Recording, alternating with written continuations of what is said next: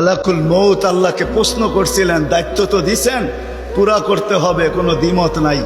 কিন্তু মনে ভাবে মানুষ সারাদিন আমার নামের চর্চা করবে, খালি বলবে এই লোকটার কোনো কাজ নাই, শুধু সারাদিন গাজীপুরে ঘুরতে থাকে, যাকে মনে চায় তাকে উঠায় নিতে থাকে, সারাদিন আমার আলোচনা করবে, মানুষের মুখে মুখে থাকবে। তো আল্লাহ প্রতি উত্তরে বলছিলেন, সাআজআলু লিল মাউতি সাবাবা, আমরা মৃত্যুর কারণ বানায় দিব। ইয়াযকুরু সাবাব ওয়া ইয়ানসা, মানুষ কারণ নিয়ে আলোচনা করবে, তোমার নাম ভুলেও নিবে না।